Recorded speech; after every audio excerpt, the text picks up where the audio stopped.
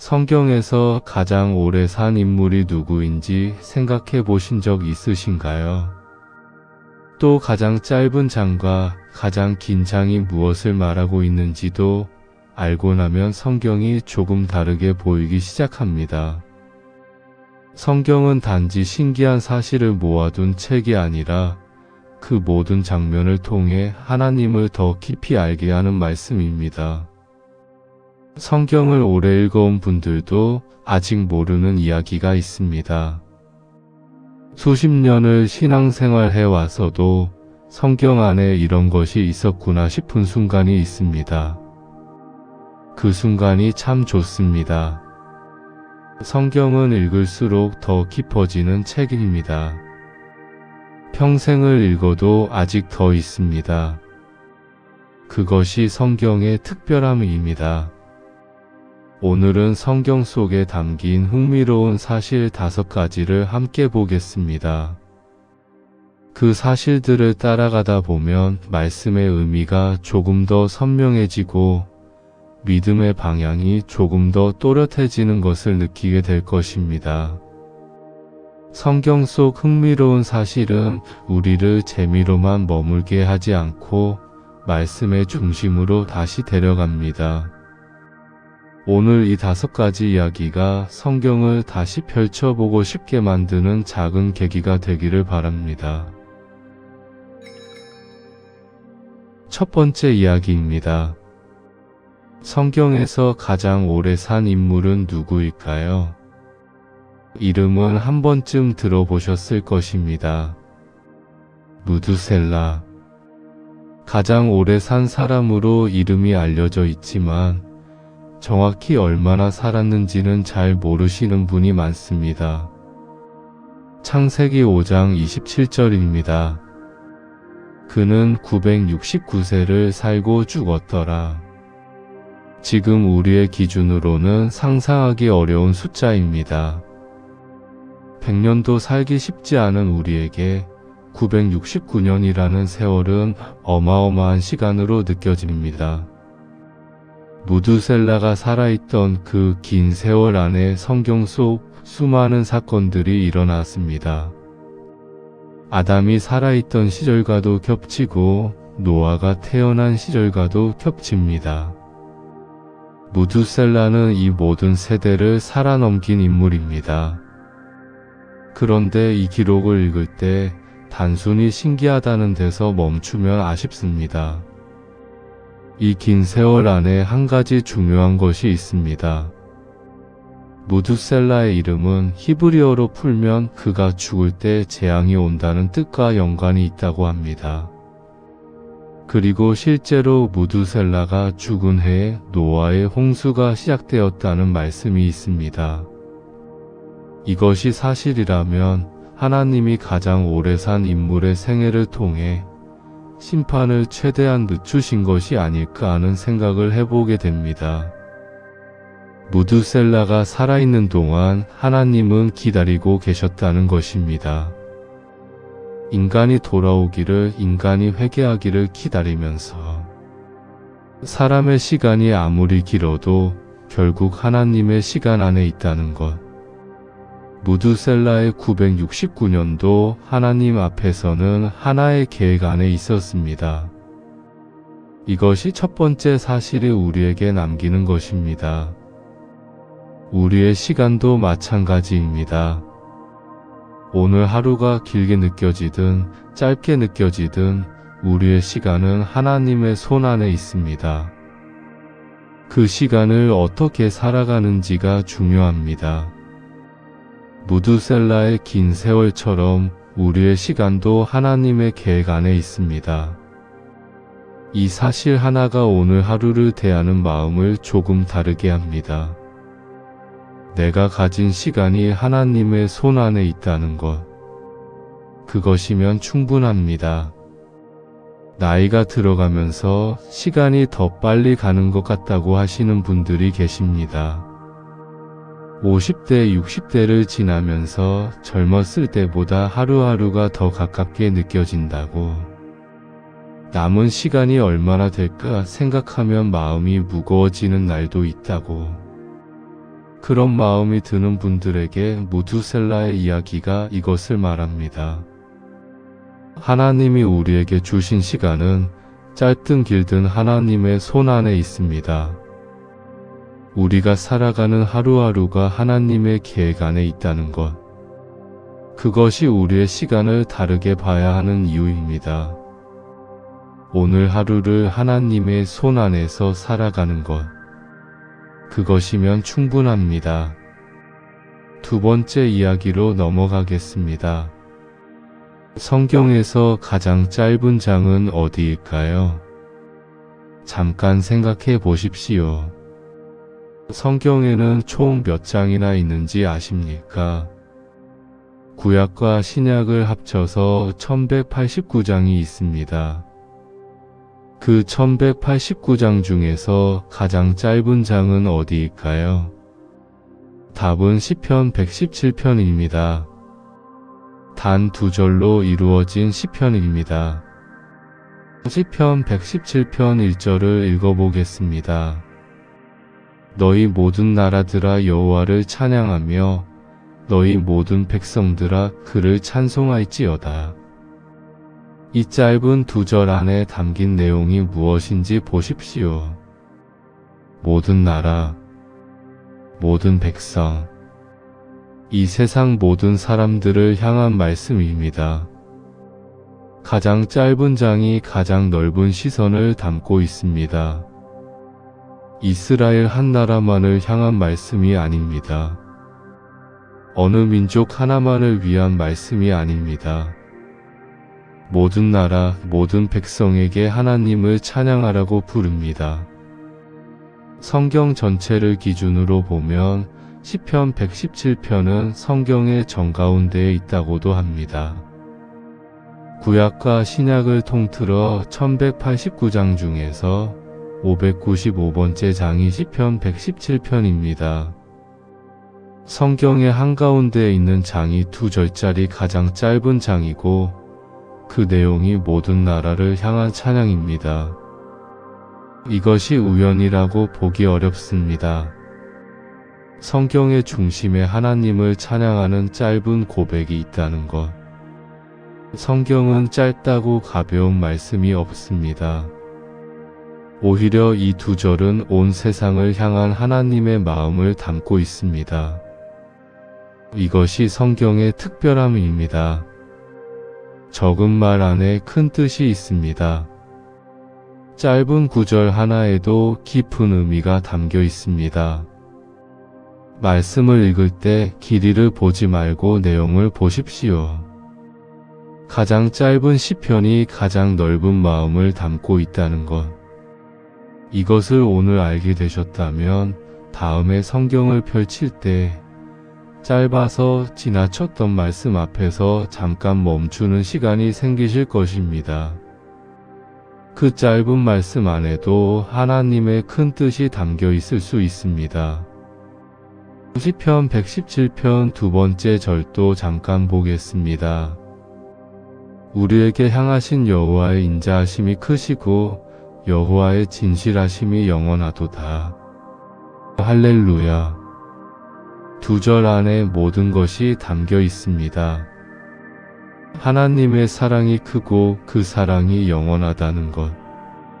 그래서 모든 나라와 모든 백성이 찬양할 수 있다는 것. 짧은 것이 가볍다는 선입견. 오늘 시편 117편 앞에서 내려놓으시기 바랍니다. 성경에서 가장 짧은 장이 가장 넓고 깊은 하나님의 마음을 담고 있었습니다. 세 번째 이야기입니다. 이번에는 방금과 반대입니다. 성경에서 가장 긴 장은 어디일까요? 시편 119편입니다. 무려 176절로 이루어진 장입니다. 성경에서 가장 긴 장. 그런데 그 긴 장에서 무엇을 이야기하는지 아십니까? 세상의 역사도 아닙니다. 왕들의 전쟁 이야기도 아닙니다. 이 176절 전체가 오직 하나님의 말씀을 향한 사랑을 노래합니다. 말씀을 사랑하고 말씀을 묵상하고 말씀을 붙드는 이야기. 그것이 성경에서 가장 긴 장의 내용입니다. 시편 119편을 읽어보시면 각 구절마다 거의 빠짐없이 말씀에 대한 고백이 나옵니다. 주의 말씀, 주의 법도, 주의 계명, 주의 율례. 다양한 표현으로 말씀을 부르면서 말씀을 사랑하고 말씀을 붙들겠다는 고백이 반복됩니다.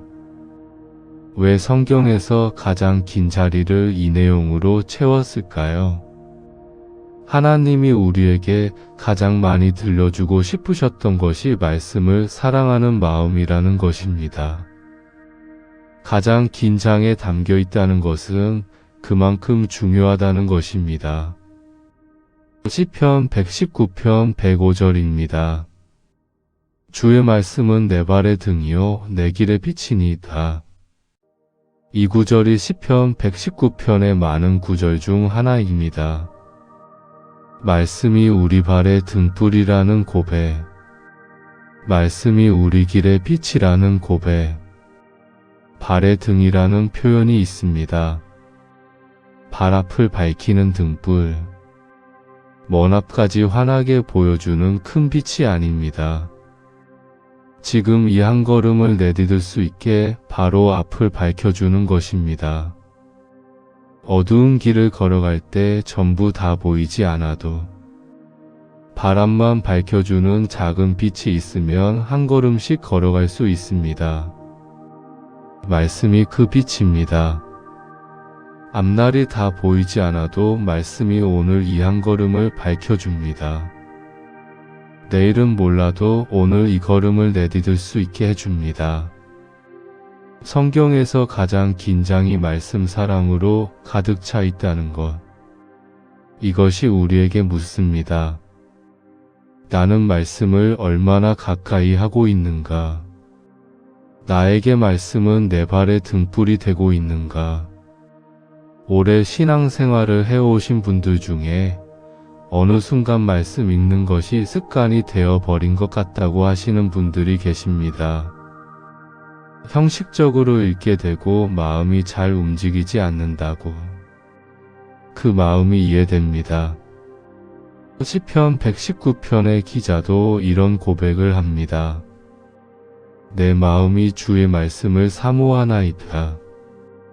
사모한다는 것은 그리워한다는 것입니다.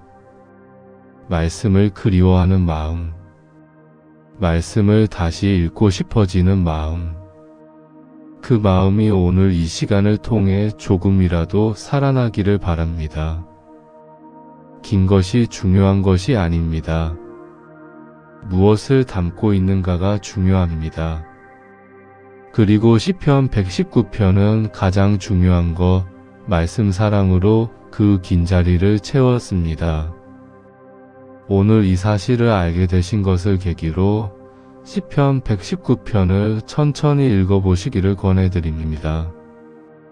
말씀을 사랑하는 마음이 어떤 것인지 그 176절을 따라가다 보면 조금씩 느끼게 되실 것입니다. 한 가지 더 이야기하겠습니다. 시편 119편에는 히브리어 알파벳 순서대로 구성되어 있는 구조가 있습니다. 히브리어 알파벳이 22개인데 각 알파벳으로 시작하는 구절들이 8절씩 22 알파벳 곱하기 8절 총 176절로 이루어져 있습니다. 이것이 우연이 아닙니다. 처음부터 끝까지 어부터 지까지 빠짐없이 그 모든 자리를 말씀 사랑으로 채웠다는 것입니다. 삶의 처음부터 끝까지 어떤 상황에서도 말씀을 붙들겠다는 고백이 담긴 구조입니다. 오늘 이 사실이 마음에 남기를 바랍니다. 우리의 삶도 처음부터 끝까지 말씀을 붙들며 걸어가는 삶이 되기를 바랍니다. 네 번째 이야기로 넘어갑니다. 이번에는 신약으로 갑니다. 예수님이 처음 행하신 기적은 무엇이었는지 아십니까? 많은 분들이 이것을 먼저 떠올리실 것입니다. 큰 병을 고치신 것, 폭풍을 잠잠하게 하신 것, 죽은 사람을 살리신 것, 이런 큰 기적들이 먼저 생각나실 것입니다.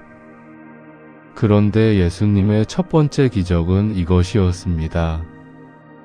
가나의 혼인잔치에서 물로 포도주를 만드신 것. 혼인잔치, 기쁨의 자리입니다. 축하의 자리입니다. 잔치의 자리입니다. 예수님이 처음 기적을 행하신 곳은 고통의 자리가 아니라 기쁨의 자리였습니다. 그것도 아주 소소한 문제, 잔치에 포도주가 떨어진 상황에서였습니다. 요한복음 2장 11절입니다. 예수께서 이 첫 표적을 갈릴리 가나에서 행하여 그의 영광을 나타내시매. 첫 표적.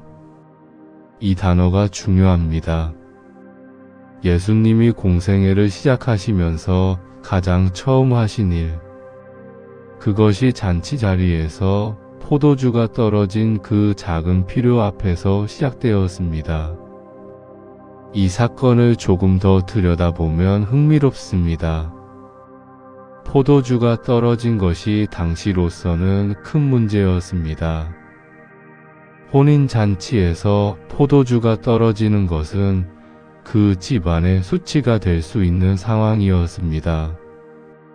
손님들에 대한 대접이 부족해지는 것이고 그 가정이 창피를 당할 수 있는 상황이었습니다.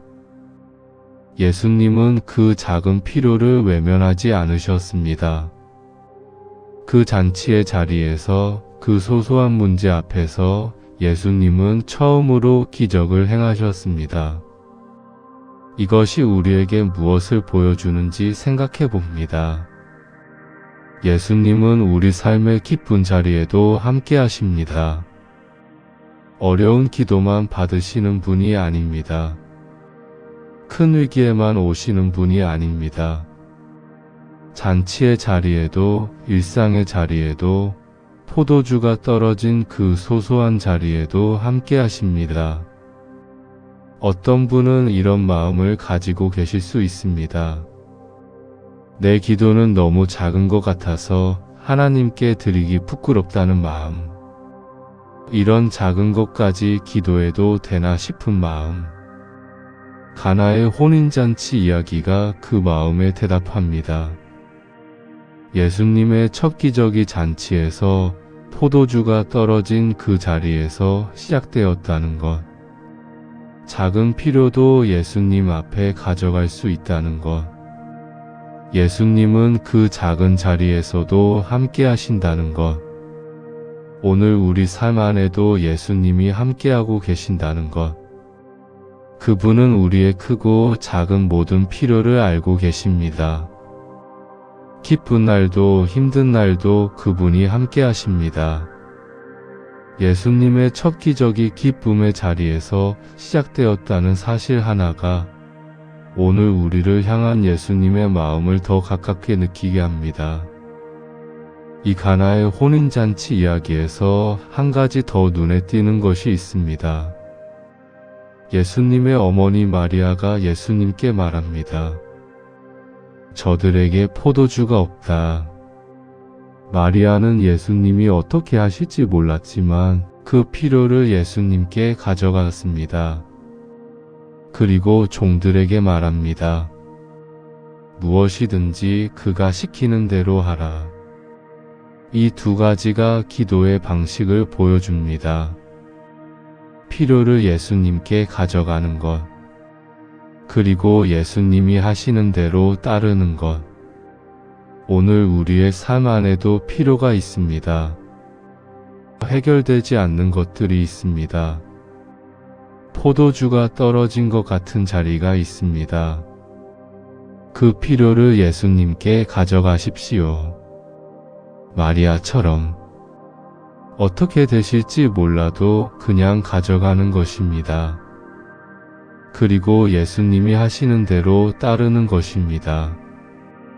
예수님은 첫 기적을 잔치 자리에서 작은 필요 앞에서 시작하셨습니다. 오늘도 우리의 작은 필요 앞에서 함께 하십니다. 5번째 마지막 이야기입니다. 성경을 읽다 보면 하나님이 반복해서 들려주시는 말씀이 있습니다. 어떤 말씀인지 아십니까? 성경 전체에서 가장 자주 반복되는 명령 가운데 하나가 바로 이것입니다. 두려워하지 말라. 구약에서도 신약에서도 하나님은 반복해서 이 말씀을 주십니다. 학자들에 따라 다르지만 성경 전체에서 두려워하지 말라는 표현이 수백 번에 걸쳐 나온다고 합니다. 왜 하나님은 이 말씀을 이렇게 자주 주셨을까요? 그것은 사람이 그만큼 자주 두려움 안에 흔들리기 때문입니다. 하나님이 이 말씀을 반복하셨다는 것은 우리가 두렵다는 것을 그분이 알고 계신다는 것입니다. 두려움은 잘못된 감정이 아닙니다. 우리가 살아있기 때문에 느끼는 것입니다. 그 두려움을 하나님이 아십니다. 그래서 반복해서 말씀하십니다. 두려워하지 말라. 이사야 41장 10절입니다. 두려워하지 말라, 내가 너와 함께함이라. 놀라지 말라, 나는 내 하나님이 됨이라. 이 말씀 앞에 잠깐 멈추겠습니다. 두려워하지 말라. 이것은 두려움이 없어야 한다는 말이 아닙니다. 두려움이 와도 내가 함께하기 때문에 두려워하지 않아도 된다는 것입니다. 두려워하지 말 수 있는 이유가 무엇입니까? 내가 너와 함께함이라. 하나님이 함께하신다는 것. 그것이 두려워하지 않을 수 있는 이유입니다. 성경에서 수백 번 반복되는 두려워하지 말라는 말씀. 그것은 하나님이 우리의 두려움을 이미 아시고 그 두려움 앞에서 반복해서 우리 곁에 계신다고 말씀하시는 것입니다. 신앙의 길을 오래 걸어왔어도 두려움은 여전히 찾아옵니다. 병원에서 검사 결과를 기다리는 그 시간. 자녀 때문에 밤새 마음이 쉬지 않는 그 밤. 앞으로 어떻게 살아야 할지 막막해지는 그 아침. 아무도 모르게 혼자 불안한 그 시간. 두려움은 믿음이 없어서 오는 것이 아닙니다. 우리가 살아있기 때문에, 사랑하는 것이 있기 때문에 오는 것입니다. 그 두려움을 하나님이 알고 계십니다. 그래서 반복해서 말씀하십니다. 두려워하지 말라. 내가 함께한다. 성경 전체에서 이 말씀이 수백 번 반복된다는 것. 그것은 하나님이 우리의 두려움을 얼마나 잘 아시는지를 보여줍니다.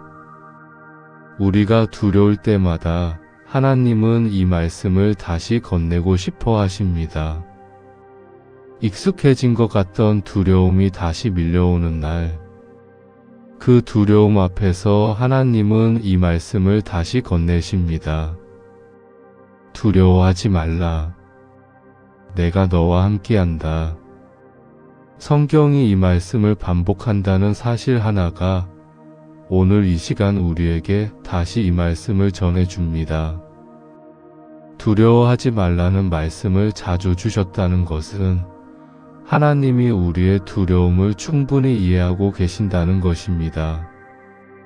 그리고 그 이해 위에서 반복해서 말씀하십니다. 내가 함께한다고. 이사야 41장 10절을 다시 한번 천천히 들어보겠습니다.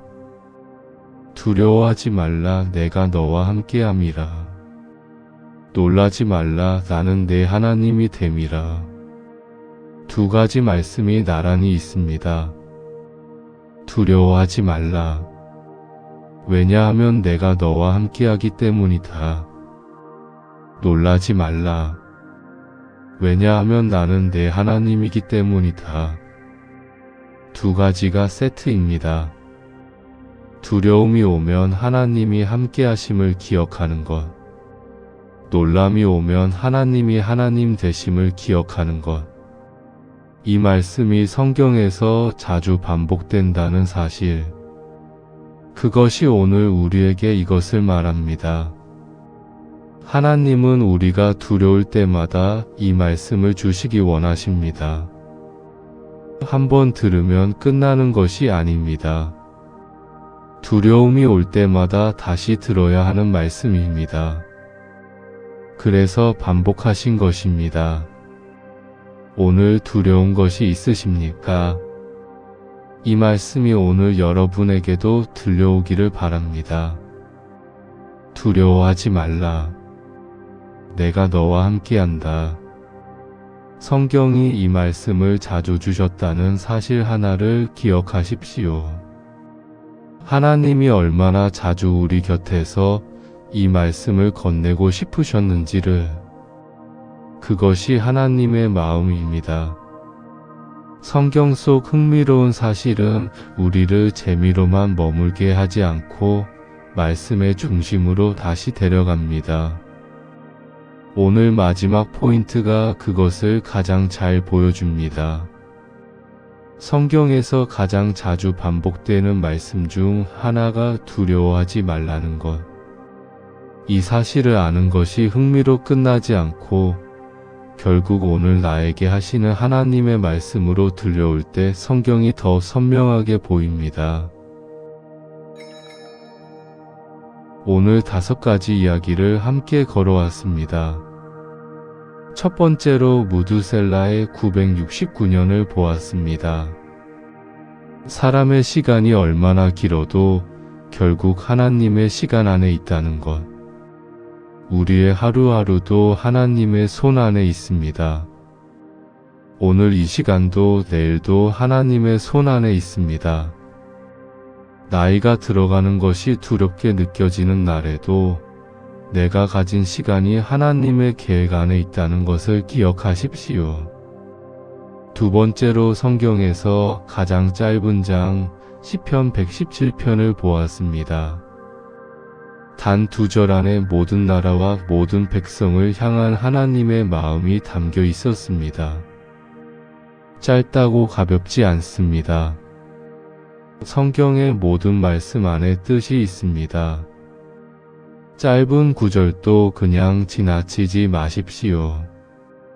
세 번째로 성경에서 가장 긴 장 시편 119편을 보았습니다. 176절 전체가 말씀을 향한 사랑으로 가득 차 있었습니다. 주의 말씀은 내 발의 등이요 내 길의 빛이라는 고백. 하나님이 우리에게 가장 오래 들려주고 싶으신 것이 무엇인지 보여줍니다. 말씀이 우리 삶의 등불이 되기를 바랍니다. 네 번째로 예수님의 첫 기적 가나의 혼인잔치를 보았습니다. 기쁨의 자리에서 포도주가 떨어진 작은 필요 앞에서 시작되셨습니다. 예수님은 우리의 크고 작은 모든 자리에 함께 하십니다. 작은 기도도 괜찮습니다. 소소한 필요도 예수님 앞에 가져갈 수 있습니다. 5번째로 성경에서 가장 자주 반복되는 말씀 중 하나, 두려워하지 말라를 보았습니다. 하나님이 이 말씀을 반복하셨다는 것은 우리가 두렵다는 것을 그분이 알고 계신다는 것입니다. 두려워하지 말라, 내가 너와 함께한다. 이 말씀이 오늘도 우리에게 들려옵니다. 두려움이 찾아올 때마다 이 말씀을 기억하십시오. 하나님이 반복해서 주신 말씀이 오늘 나에게도 들려온다는 것, 그것이 위로입니다. 이 5가지가 오늘 마음에 남기를 바랍니다. 성경은 우리를 궁금하게 하고 놀라게 하고 결국 말씀의 중심으로 다시 데려오는 책입니다. 오늘 이야기들이 성경을 다시 가까이 느끼게 하는 계기가 되기를 바랍니다. 성경은 오래된 책이지만 오래된 책이 아닙니다. 오늘 이 시간에도 우리에게 말을 걸어오는 살아있는 말씀입니다. 무두셀라의 시대에도 시편 기자의 시대에도 가나의 혼인잔치 자리에서도 이사야 선지자를 통해서도 하나님은 말씀하셨습니다. 그리고 오늘 이 시간에도 이 5가지 사실을 통해서 하나님은 여전히 말씀하고 계십니다. 성경을 읽을 때 이런 작은 흥미로운 사실들이 성경을 더 가까이 느끼게 합니다. 오늘 이 영상이 그 작은 문이 되기를 바랍니다. 성경을 다시 펼쳐보게 만드는 작은 놀라움. 그것이 오늘 이 시간의 선물이기를 바랍니다. 함께 기도를 드리겠습니다. 눈을 감으시고 오늘 들으신 5가지 이야기를 마음에 담으시면서 이 기도에 함께 머물러 주십시오. 사랑하는 하나님 아버지, 오늘 이 시간 성경 속 흥미로운 사실들을 함께 보았습니다. 무두셀라의 긴 세월 안에서 사람의 시간이 하나님의 손 안에 있다는 것을 기억하게 하소서. 우리의 하루하루가 주님의 손 안에 있음을 알게 하소서. 내가 살아가는 이 시간이 하나님의 계획 안에 있다는 것을 믿게 하소서. 가장 짧은 시편 117편이 모든 나라를 향해 열려 있었습니다. 성경의 모든 말씀 안에 깊은 뜻이 있음을 잊지 않게 하소서. 짧은 구절 하나에도 귀를 기울이게 하소서. 말씀 앞에서 서두르지 않게 하소서. 가장 긴 시편 119편이 말씀 사랑으로 가득 차 있었습니다. 주의 말씀이 우리 발의 등이요 우리 길의 빛이 되게 하소서. 말씀을 사랑하는 마음을 우리에게 허락하소서. 앞날이 보이지 않을 때 말씀이 한 걸음의 빛이 되게 하소서. 예수님의 첫 기적이 잔치의 자리, 기쁨의 자리에서 시작되었습니다. 예수님이 우리의 모든 자리에 함께 하심을 믿게 하소서. 크고 작은 우리의 필요 안에서 주님의 은혜를 보게 하소서. 작은 기도도 가져갈 수 있다는 것을 알게 하소서. 성경에서 반복되는 두려워하지 말라는 말씀이 오늘 우리에게도 들려옵니다. 두려움이 찾아올 때 이 말씀을 기억하게 하소서. 두려워하지 말라, 내가 너와 함께한다. 그 약속을 붙들고 오늘을 살아가게 하소서. 하나님이 반복해서 이 말씀을 주셨다는 것이 우리의 두려움을 이미 알고 계신다는 것임을 믿게 하소서. 성경을 다시 펼쳐보고 싶은 마음이 오늘 조금이라도 생기게 하소서. 이미 알고 있는 구절 안에서 새로운 것을 발견하게 하소서. 말씀이 더 선명하게 보이는 날들이 되게 하소서. 오늘 이 영상을 보시면서 성경이 조금이라도 더 가깝게 느껴지셨다면 그것이 오늘의 은혜입니다. 무두셀라의 969년이 하나님의 손 안에 있었듯이 우리의 오늘도 하나님의 손 안에 있게 하소서. 시편 117편처럼 짧아도 깊은 말씀 앞에서 말씀을 가볍게 여기지 않게 하소서. 시편 119편처럼 말씀을 사모하는 마음이 새롭게 되게 하소서. 가나의 잔치 자리처럼 예수님이 우리 삶의 모든 자리에 함께 하심을 믿게 하소서. 두려워하지 말라는 말씀이 오늘도 우리에게 들려오게 하소서. 오늘 이 시간을 함께한 모든 분들을 주님이 붙들어 주시기를 기도합니다. 건강이 걱정되는 분, 자녀가 마음에 걸리는 분, 두려움 안에 있는 분, 그 모든 자리에서 두려워하지 말라는 말씀이 들려오기를 바랍니다. 말씀이 그 자리에서 발의 등불이 되기를 바랍니다. 예수 그리스도의 이름으로 기도드립니다. 아멘. 오늘 5가지 이야기 중 어떤 것이 가장 마음에 닿으셨습니까? 댓글에 남겨주시면 감사합니다. 기도 제목이 있으신 분도 댓글로 적어주십시오. 함께 중보하겠습니다. 이 영상이 은혜가 되셨다면 좋아요와 구독도 부탁드립니다. 성경 속 이야기를 함께 나누는 채널이 되겠습니다. 성경을 더 가까이 느끼는 하루가 되시기를 바랍니다. 오늘도 말씀이 여러분의 발의 등이 되기를 축복합니다. 무드셀라의 969년처럼 우리의 모든 시간이 하나님 손 안에 있습니다. 시편 117편처럼 짧은 말씀 안에도 하나님의 큰 마음이 있습니다. 시편 119편처럼 말씀 사랑이 우리 삶의 중심이 되기를 바랍니다.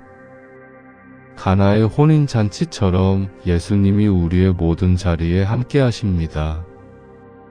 이사야 41장처럼 두려워하지 말라. 내가 너와 함께 한다는 말씀이 오늘도 우리에게 들려옵니다. 이 5가지 말씀으로 오늘 하루를 걸어가시기를 바랍니다. 감사합니다.